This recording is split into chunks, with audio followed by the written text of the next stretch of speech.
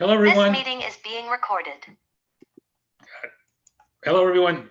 Welcome to another edition of 15 Minutes of Fame. This is your host, Al Gilbert. I am the Chief Listening Officer of advisoryoptions.net.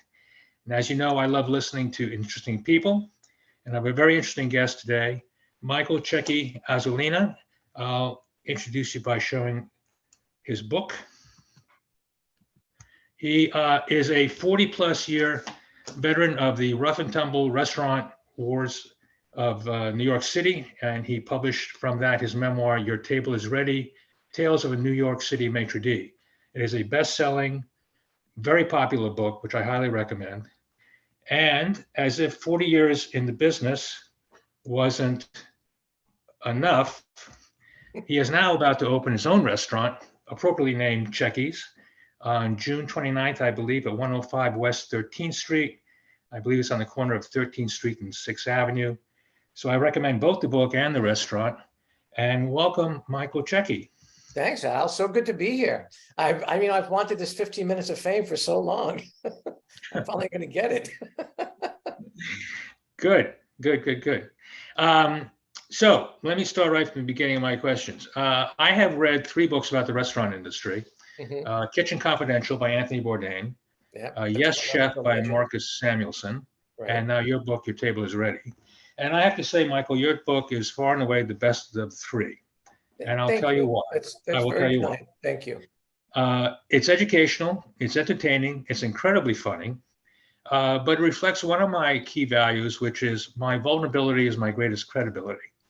And based on the fact that you talk about your childhood, your career, your marriage, your children, and some of your challenging points of life, you write this very much from the heart. Yeah, I think I had to. It wouldn't be fair to tell the stories that I tell and talk about the people that I talk about if I wasn't laying myself on the line. And I felt that if I could bear myself and my soul from what I've done in the restaurant business, and not that it's just any great thing that I've done, but I think it needs to be as honest and open as possible. And from that place, I felt like I could pretty much tell anything because I wasn't hiding myself. Yeah. Now, I didn't read the book. I actually listened to the audio book, and and it's narrated by you. You do a tremendous job. It's very, very, very funny. Thank you. And very engaging. Now, about the language, Michael, our parents would say that the language is colorful, blue, or salty. And I was wondering if somewhere along the line, your publisher or editor might have said, I don't know if this is going to sell in Iowa. They did not at all. And in fact, it was brought up. Look, I had a sensitivity reader that went through the book because I talk about times that no longer really exist. At times when, this is before Me Too, and the restaurant business, as many people know, and it's well documented, was a very abusive environment and atmosphere for very many, many people. But for me, not to use the language that I used, not to describe the incidents I did, would not be truthful. And I would not be telling the story of the restaurant world that I lived and existed in the 80s and 90s and into the 2000s. And sadly, in terms of behavior, it's still going on, though not as much as it used to. So no, my publisher was like, you know what? This is raw, it's real, and we're keeping everything in. Good. Okay. Good. Well, I'm a fellow New Yorker. I still found it very entertaining, and I wasn't offended at all. Yeah, it's nothing that anyone has not heard before or said before, but to not to be truthful to what the time was, why write the book? Yeah, I hear you. So in Europe, being a waiter is a respected profession. In the U.S., service being a waiter is like sales. It's a job by default. Why is there such a difference between the U.S. and Europe? It's changed, but because in Europe it was a profession. You entered the hotel business. You went to hotel school. You learned, or if you not, you staged in the kitchen and worked for free for 10 years till you became, you're getting paid for what you wanted to do or work in the kitchen. And you started from nothing and built your way up. And it was a way for people to make a living, and they were paid. Not the best pay in the world, but they could make a living living and feed their families. And it was a recognized profession that was honored and esteemed in many, many areas, especially in the hotel business. You know, maitre d' hotel, master of the hotel, came from hotel restaurants. And those were like your great restaurants back then. So it changed. Now, coming here, we didn't have serious dining in America for the most part for the longest time, except like in New York, there's, I think it was Gail Green called the restaurants the Luz and the Las, the best restaurants. Le Cirque, Le Cygne, La Caravelle, you know, they were all the French restaurants, and they employed French speakers, you know, French nationals who were trained professionally to be in the business. They were the captains, they were the servers, they were everyone in the kitchen was. And that's the way it was. Now, as things opened up and dining became much more popular in the States, and especially in New York, you started to hire Americans. And no one took, you know, American cuisine seriously, pretty much till Larry Forgione came on. And Larry really, really changed the game. And he thought that, look, this is this great country. We can find fresh morels here. We have gooseberries that we can make jams with. Why are we importing all this stuff when we can do it here? And he really, really created American cuisine. And that started it. And when that happened, you had American restaurants that you staffed with Americans. And most of them really had to be trained. Now, when I started, all the upper positions on the floor, the maitre d' and all, they were French. And we learned our lessons from French speakers who'd done this for their whole careers, their whole life. And the waiters, most of us were actors or singers or dancers, and you weren't professionals, and you took the job because it was a way to make ends meet and to wait till your, you know, your big call came in to become a star or move on to another profession. And very few people took it seriously as a career. And that began to change as the restaurants got better and the quality of service and the quality of food demanded much better, you know, professional individuals to do that. And if if Forgione started in the 70s and you're hiring all these actors to wait tables for you, or whatever profession they might have been in, and if they're not making it, these 20-year-olds are now 30 years old and they're still in the restaurant business, and they realize, well, you can be a captain and make 6 figures a year. So this is really a viable job. And you can take this and you can have a family and you can, you know, have a lifestyle with it. And so you started getting professional servers and professional maitre d's and professional managers, and people began to make a career out of it. And this really came out of the late 70s and the 80s. Okay. The demand was there. But You had demand. Yeah, no, I'm thinking of career day. You know, back in middle school, grade school, you know, we have career day, and the teacher asks everyone, "What do you want to be when you grow up?" You know, people would say, you know, boys and girls, I want to be a nurse, a doctor, an astronaut, a fireman, whatever. Nobody in the class stood up and said, I want to be a waiter. Yeah, no. Or if they did, or if they did, the rest of the class thought, this kid is twisted. Now, with the possible exception of little Michael Ceechi, who might have stood up and said, yeah, I want to be a maitre d', but that was based upon your childhood in the church and your family. Talk about that a little bit. Yeah. So, so I grew up in Bensonhurst, Brooklyn, which was an Italian American and Jewish neighborhood. It was Italians and Jews. That's what you grew up with. And people, it was very tribal, and people didn't leave the community. And I grew up in a family that was, my uncles were, many of them were connected, and they had ties to the mob. And these were my role models. These are the guys that I knew. And on Sundays, my mother would cook these, you know, fabulous, and my aunts would cook these fabulous Italian dinners of roast beef and pasta and raviolis. And all the uncles would come over and sit in the living room, smoke, play poker, and wait for the food to come. And I would hang out with them, and I would wind up changing the ashtrays and getting them shots of scotch and doing it. And to me, that was like my first serving experience. And I loved it. I was hanging out with these guys, listening to them talk in their fedoras and playing poker and cursing and screaming at one another. And that sort of really became, you know, the bones of hospitality, because I loved giving these guys drinks. I liked changing the ashtrays. I liked being there. Then I was an altar boy. And when you're an altar boy, you serve mass. And what do? You go out there, you put on your uniform, you go out, you change the linens on the altar, you get the wine and the water ready for the to make the host and all that. So your cruets, you fill up the cruets, you polish the the gold plates, and you set the altar. And basically you're serving. And it was really the beginning of my restaurant career, because that's what you're doing. That's really what you're doing. You're doing God's work. So let me go to what I consider the fundamental question of your book, Your Table is Ready. During one of your early interviews, you were asked the question, which is more important, food or service? Yeah. Now, I've asked that question to my friends, and almost everyone gets it wrong, according to what you think is right. Right. Tell us what the right answer is and the reason why. The right answer, look, there's no right answer for anything, because someone will come up with something. But this is one I interviewed at a new restaurant as I was a young server and I was unemployed. The restaurant I was working in closed down because of tax evasion, and I was out on the streets, and I walked into this fancy joint and I gave my resume, and I almost walked out. I was embarrassed when I saw the servers there, and the host, the maitre d', said to me, just, well, hang on a second, someone will be with you. And this gentleman named Danny comes over and interviews me. Turned out to be Danny Meyer at Union Square Cafe, and he asked me a question I'll never forget. What is more important, food or service? I don't know how I answered, though I do know I did not get the job, and I probably had no chance of being hired at Union Square Cafe. But over the years, it has always been the service. And it's not to take away from the incredible chefs that I've worked with who've put out incredible meals.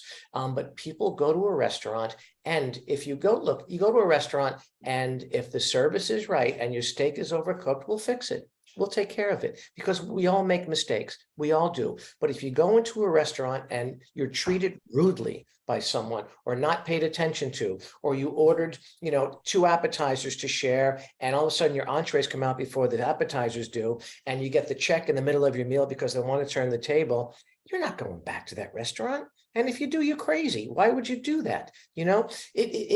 Restaurants are an experience for me. And what I try to provide. It's not about the food. It's not about the service. It's all of it together. It's walking through that door, and once you enter a space that it's right and it works right, you're transformed. You've left your life behind you, and you're like, oh, this is cool. This is great. And you get a warm greeting at the door, a smile, and right away you're disarmed and you're ready to be there. And you're ready to sit there for 2.5 hours and treat yourself well and be treated well. Have a drink, have a meal, have a dinner. And if the server's there and engaging, and they're on top of what you're doing, changing your dirty silverware when it's necessary, giving you a clean napkin, refilling your water, the food doesn't have to be amazing. It doesn't. Everything else is so right and so perfect. And if the food's just good, it's great. If the food is great, it's amazing. It works. But if you go to a place where you're not greeted well, the server is surly, and nothing is the way it should be, as in most restaurants, you're not going to come back. You're not. No, I agree. I want to talk to you about bad service. So I was at a restaurant once where the service was abysmal. The wait person really didn't want to be there. The person was dismissive, on the verge of being rude, wouldn't answer questions, couldn't get rid of us fast enough. By the end of the meal, I didn't know whether to put a 0 on where it says tip on the check, or just leave a penny.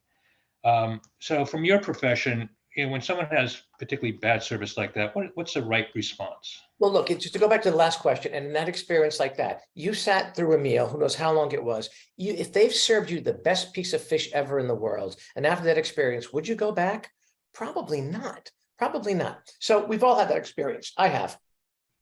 Had it recently, and went to a restaurant, and this server was just miserable.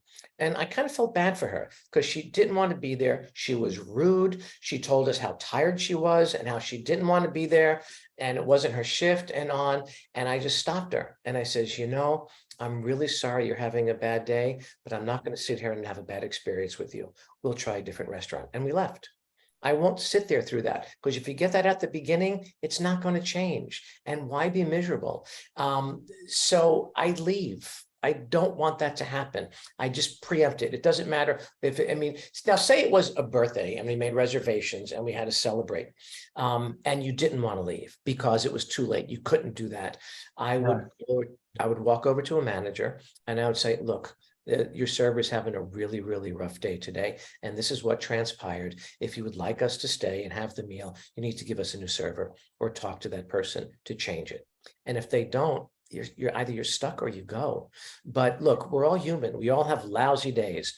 And you don't have to have a degree to work in a restaurant.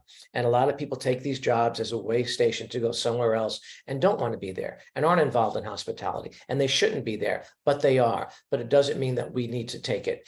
And should you tip? Look, service, it's tip to ensure prompt service. I would probably have left something, but I would have said something.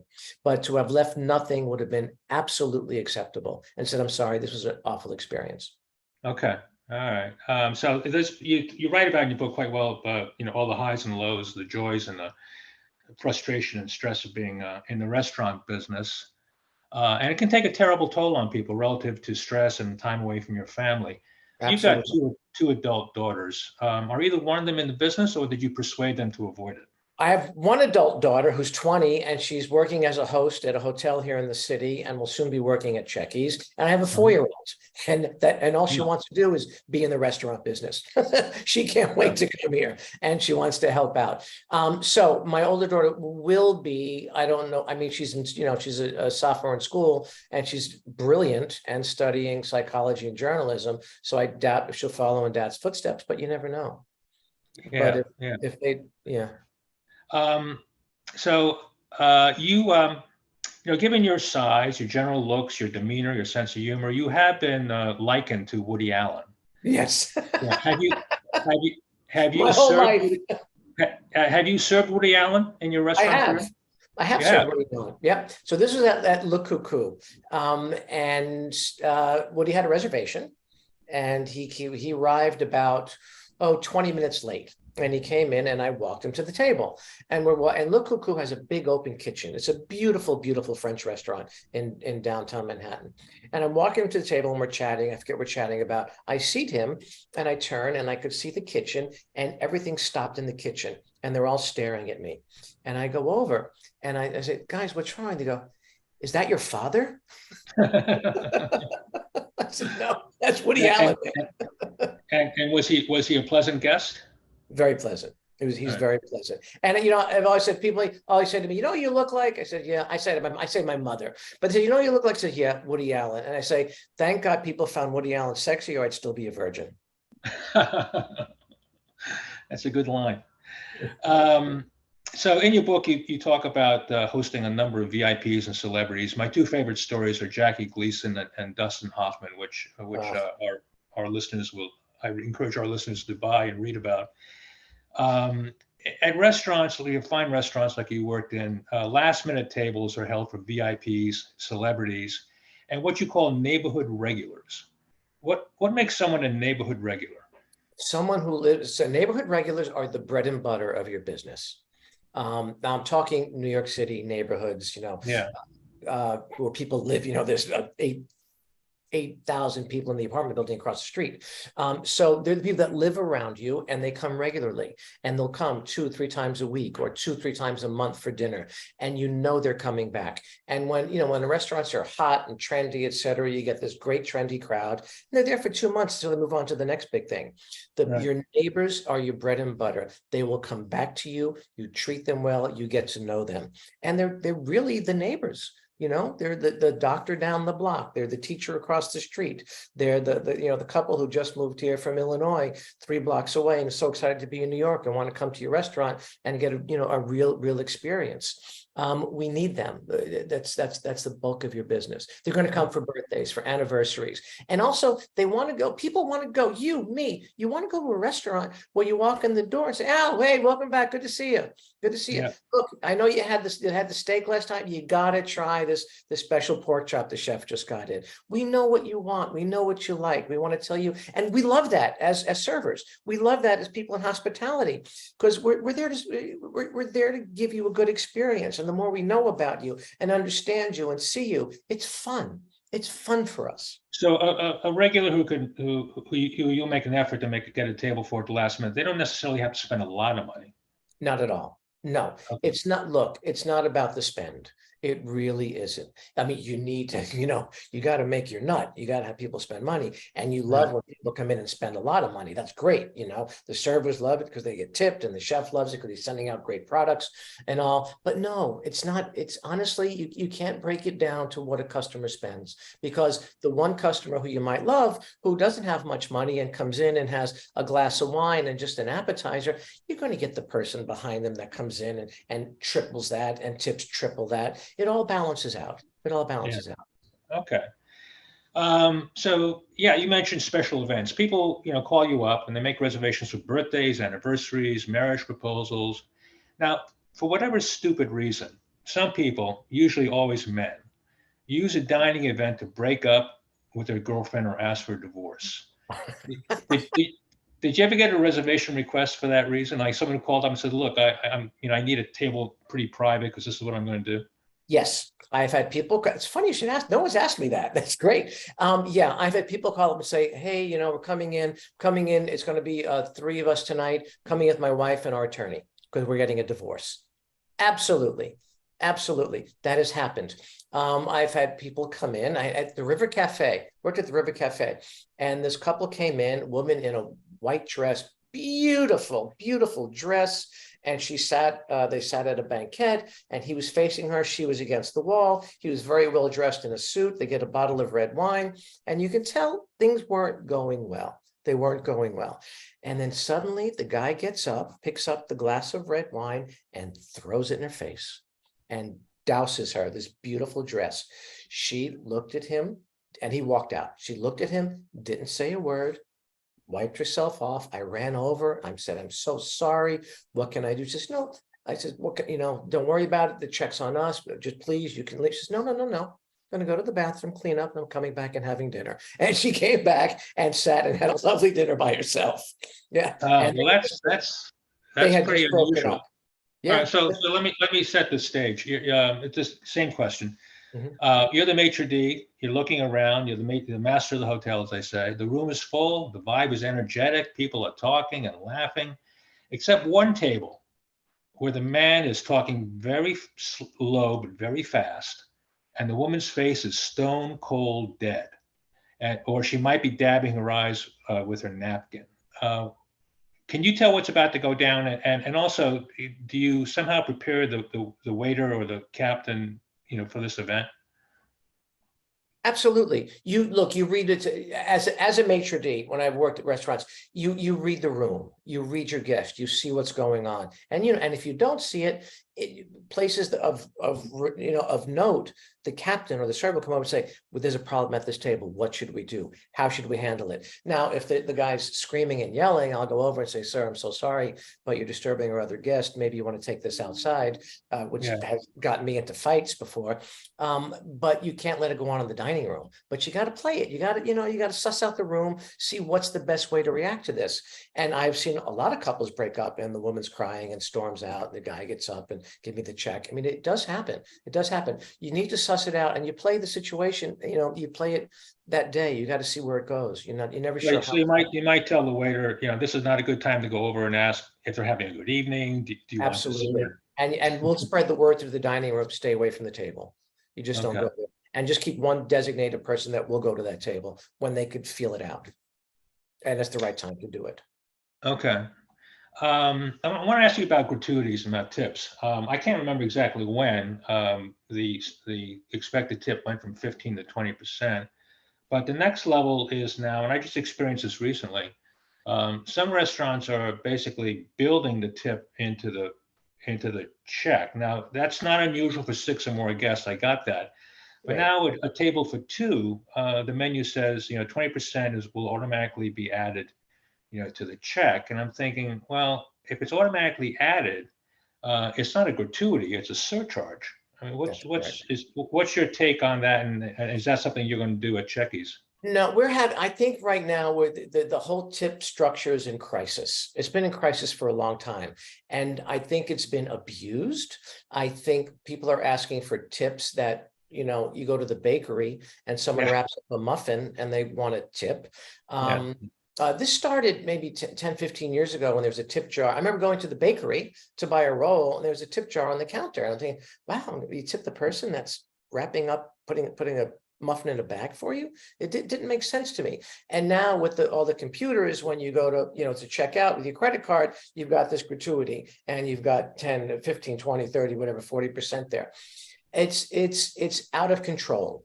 And there's different ways I think you can look at this. And it's like, first of all, who are you going to tip? Do you tip your dry cleaner? Do you tip the gas station attendant? Do you tip the baker? Do you tip, the guy in the hardware store, lady in the hardware store?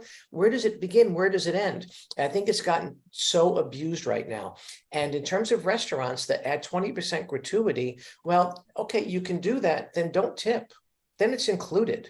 If you're tipping on top of that, it gets to be a little bit crazy. I'm against adding any gratuity to a check.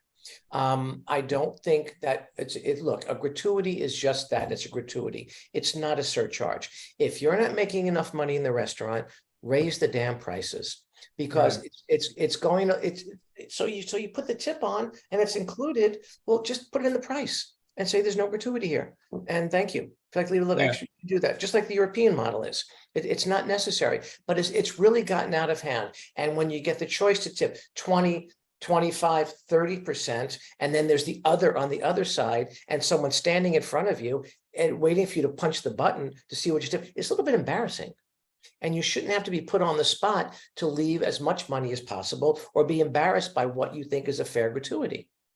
And, in the past, what we've done, if someone had a $500 check and tipped $20, we'd have a manager go over, or a captain or a maitre d' go over and say, was there a problem with the servicer? Because generally 15 or 20% is standard. Is anything we can do to change this, or what can happen? And it's a better way to deal with it. But, Danny Meyer tried to eliminate gratuities in his restaurants, the greatest restaurateur in America, perhaps. And it didn't work, because he was paying people an hourly that wasn't enough as what they would have gotten had they gotten gratuities. And this country, we're trained, or it's so ingrained in our culture to tip. That's what we do, and it's a hard habit to break. And unless every restaurant does it and everyone stops doing it, and we go to the European model, there's going to be all this discrepancy in what to do. But I think these models where they're requiring you to tip in front of the person staring at you in the face is not great. What we're doing here is we're dropping a check. We're going to pick up your credit card, take it back, leave you alone, and leave the tip that you want to leave. There's no pressure. And you know what? My servers, and I know they will, because they always have, will make a very good living, because they always have, and it works. I'm sure they will, because they've been trained by the best. That's very kind. Thank you. But in terms of your restaurant's going to become very busy. It's going to become important to turn tables over in a timely manner. And the best experience I had in being turned over, if you will, was at least it wasn't in the dirt. I was at a restaurant with the three other people, and either the maitre d' or the captain came by after a respectable amount of time, and they said, we would like to buy you a drink at the bar. Mm-hmm. And I thought that was a nice touch. That's a well-worn way to get people to get up. Look, you've got, I've used it all the time. I use it a lot. Look, you have to turn your tables or you'll go out of business. And right. I think most sophisticated diners understand that. I also know that diners are having a great time and have had a few drinks and they've paid the check and they sit there and they still don't want to leave because everything is so good and they're feeling good. And now they pull out the cell phones to show pictures of the grandkids. Right. Let's get an Uber, let's get a Lyft. How are we getting home? That extends the meal 15, 20, 30 minutes. Look, when it's time to go home and when you've finished, pay the check, please go home. And there was on an Instagram post here, someone in the neighborhood in the West Village. So they went to a restaurant, they sat there for an hour and 20 minutes, and the host came over and said to them, okay, you have to leave now. Without just saying, your time's up. What do you mean? We haven't had dessert or coffee yet. That you only have the table for an hour and 20 minutes. When you make the reservation, we tell you that. And they walked away and they leave. Now, I would not go back to that restaurant. I'm doing this almost 40 years. I'm doing it before there was computers and when you had tables sitting, and there's ways, sometimes you just have to bite the bullet and say, you know what? They're not leaving. They're not going to go. And how do we work around it? And professional dining rooms, you do it. You expect things like this to happen and how to work around it. And if you can't, and it was a good amount of time, and you're not rushing to say, look, I'm so sorry, the next reservation is here. Can I buy you a drink at the bar? And 99% of the time, oh my God, I didn't realize, we're so sorry. They get up and go. They don't even want the drink. They don't want to drink. Yeah, you're They right. want to leave. Right. But it's just So- being polite and treating people with respect. Now, if you're a jerk and rude and all, we'll just tell you, you know what, it's time to go, because you don't want those people back. Right, right. So you took some time out, during COVID, and as you write, the business, the restaurant business is in your blood or in your DNA. Yeah. Now, if you had to go back to the industry, why not just go back as a maitre d'? Why open a restaurant? I am tired of working for people. Okay. And I don't want, and because this might be arrogant, and I hope it doesn't seem arrogant, but you reach a certain point when you know better than most of the people that you're working with, because you've done it for so long. And, I wanted to do things my way. If I'm going to go back and do it, I wanted to create this whole canvas from scratch. I took a restaurant that was here for 35 years that had great bones, and we gutted it. We had to, we changed everything, and I was able to create something that I wanted to create from the ground up. And that's a wonderful opportunity to have. And it's a wonderful experience to do, especially with the experience, the knowledge that I have of how to run a restaurant. Look, I know what not to do. I'm not sure I know what to do, but I can pretty much know not what to do. And well, that was my next question. What did you learn not to do? oh man, that's a long answer. There's A couple so, yeah. What not to do is don't treat people. You've got to treat people with respect, and you've got to treat everyone that works with you as an equal, and equal with respect, and don't be mean and don't yell. Yeah, I grew up in the restaurant culture where everyone yelled at each other. You were screamed at. They ripped you a new butthole, and you can't do that anymore. You can't do that. You have to be honest with your staff that you're hiring, that this is the situation that you're coming into. When you're building out the restaurant, you have to know that, well, I've got 80 seats, I need this many service stations. Because if I don't do that and I put a table where the service station should be, while that's prime real estate, it's going to make me money, it's going to impact my service down the road. You have to build out your restaurant so your employees have a place to work that's comfortable for them, that they don't have to be crammed into certain areas. Because it's New York, things are small, a lot of places are small, and people think about the employees last. They think about who's working it last. I couldn't do that. I had to think about them first, because I want the people that are coming to work with me now, when I open in a couple of weeks, have worked with me, some for 20 years. And they're leaving other jobs to come back and work with me, because they understand, one, that I'm fair and I'll give them a great working environment. And it's what you have to do. The employees come first, and then they're going to give your customers exactly what you want to give them. So I'm not sure if I'm answering your question correctly, but No, that's what I expected, I think, and everything else is sort of peripheral to the fact that you treat people with respect, and what goes around comes around. I have two people coming back that I fired. And they said, you know what? I understand why you fired me, and you were absolutely correct. And I learned from that experience. And this says a lot. Yeah. Well, it's a lot for you to take back someone that you fired. That rarely happens. You know what? I love these people. I like them. I had to fire them because they did something that was fireable. Yeah. So your Ceechi's is going to be an American bistro. Is that right? No, but you're close. Because what is an American bistro? I don't know what that means. You have American, you have a French word, you have a bistro. The two don't seem to gel to me. And I was never comfortable with that term. But I want to create what would be an American bistro, so what's a bistro? The famous chef Daniel Rose and I were having breakfast. Daniel has 2-3 restaurants in Paris. He's an American guy. And I told him what I wanted to develop, the restaurant I wanted to build. And I said, Chef, what's a bistro? He said, well, the traditional bistro is a guy from Alsace who has his mother's recipes in his back pocket, takes the train to Paris, finds the first place he could afford, and opens a restaurant. And it's the simple food. It's your pate, it's your duck confit, it's those traditional coq au vin. I thought it was going to be your family recipes from Bensonhurst. Yeah, well, that'll be my next Italian restaurant, which I'm probably going to do after I do this one. But so to me, what is the American version of that? And to me, it's the bars and grills that I grew up with in Brooklyn. It was opened by a couple or a couple of guys or a couple of ladies, and they took over a bar and they put a kitchen in the back and they called it a bar and grill. And on the top of the sign, it said steaks, chops, and seafood. And I had some of my best meals in those places, a simple grilled steak, a burger, a piece of fish, and it was wonderful. And to me, that's a bistro. So a bar and grill is the going back to basics. So I want to create the quintessential New York restaurant based on the bar and grills I grew up with, modernize it, update it to what we eat today and how we like to eat today, but keep that same ethos of simplicity, good, clean food. I'm not looking to reinvent the wheel. I'm going to have a great steak. I'm going to have grilled chops. I'm going to have seafood. We're going to grill it. We're going to saute it, some fun appetizers, and just provide that comfort experience. Now, what about the customers like my wife, vegans and vegetarians? The cursed vegans and vegetarians. Well, I know back in the 80s, if I walked into the restaurant and I said I'm a vegetarian, they tell you to leave. Nah, well, you probably wouldn't even recognize the term. I say I'm a vegetarian, you probably would say that's okay, I'm Episcopalian.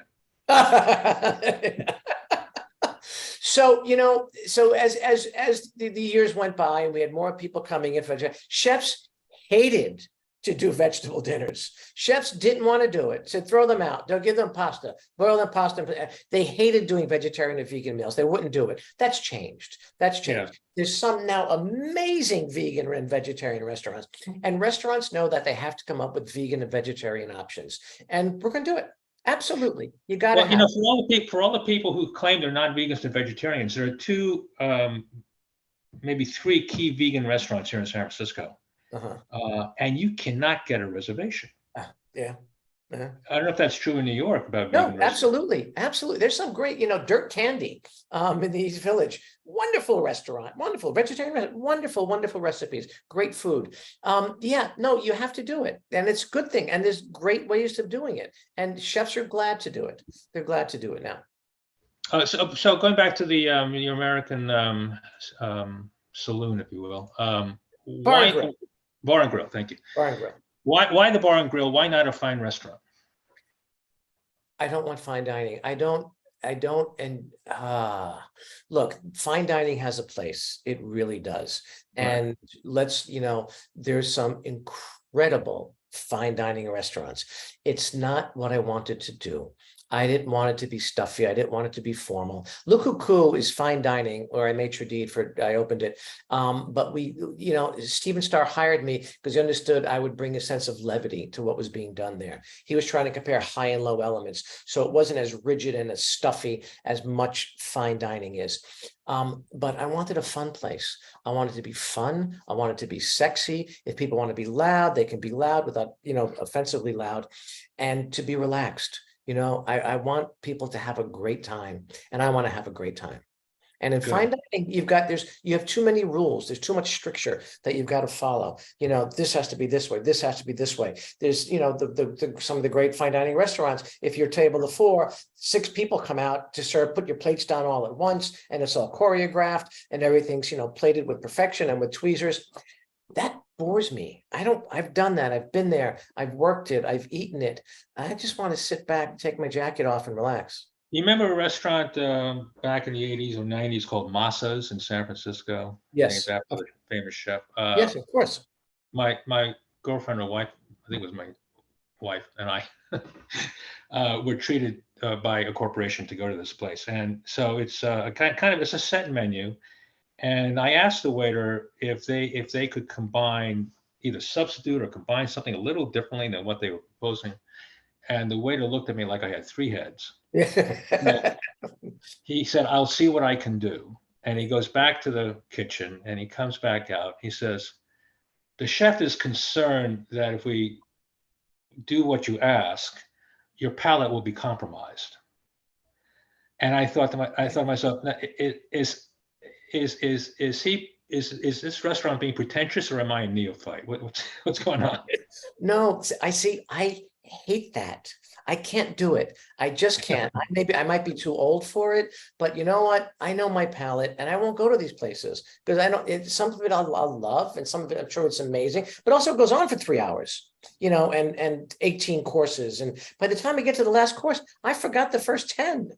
And I'm tired. I want to go home. It's not the style of dining that I enjoy any longer. And I've done it, and I've been there, and it's some remarkable food that's coming out of those kitchens. It's just not where I want to be or my restaurant to be. Okay. Well, last couple of questions. What's the difference in the restaurant business now, pre-COVID and post-COVID? Well, in the city, it's coming back. It's people are really looking to have a good time, and restaurants are packed. People are coming back. Yeah.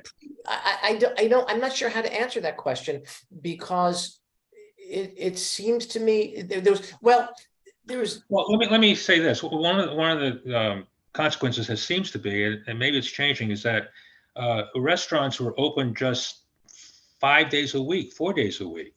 Thursday, Friday, Saturday, Sunday. God forbid you try to find a restaurant open Monday, Tuesday around here. Yeah.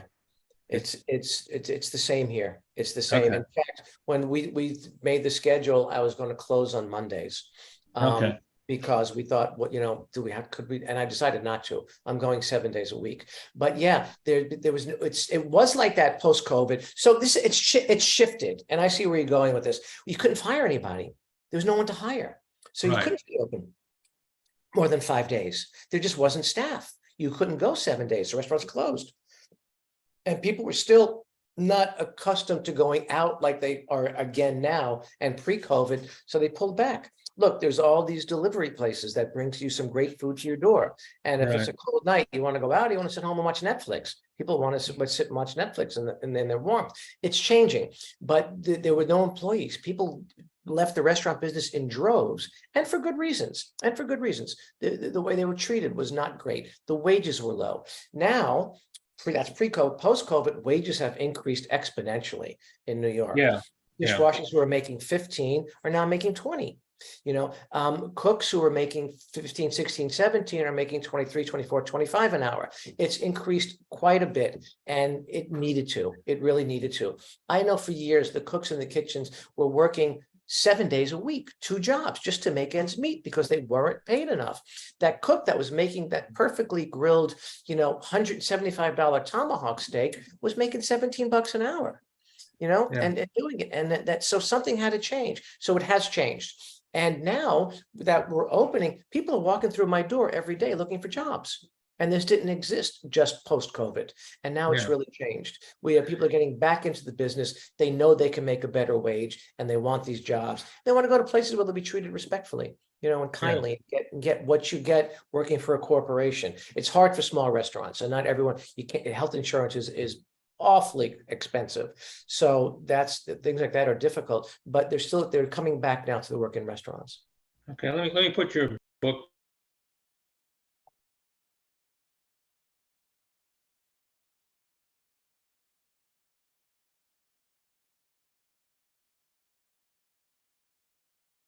I lost your sound. I'm sorry. The sound is gone.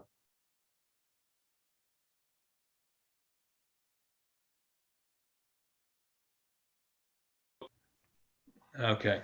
I lost you. Sorry, you went. I didn't hear anything. Okay. Can you hear me now? Yeah.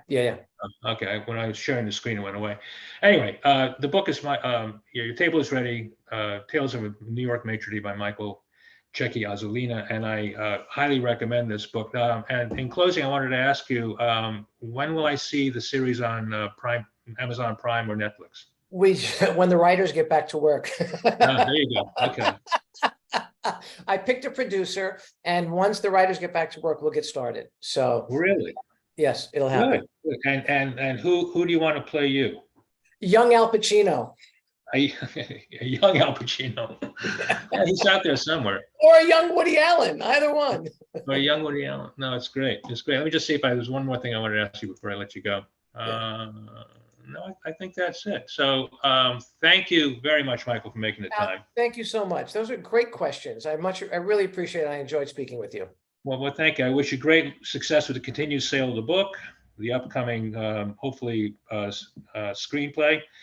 And I will come to your restaurant sometime, hopefully in the fall. How many days are you going to be there to begin? I figured for the next 3 years, I'll be here every day. All right. Yeah. Good. Well, I recommend I'm your not going restaurant. anywhere. Yeah, I'll be okay. here. All right. I'll be here. And people can book it on Resi or somewhere else? It'll be on Resi. Yeah, we haven't opened the dates yet, but in the next week we'll open up Resi. Okay, good. Well, if you can't get a reservation on Resi, just call the restaurant, tell them Al sent you. All right. That'll And you will guarantee you a table. and I'll guarantee you a table. All right. Thanks, Thank you, Al. Michael. Thank you.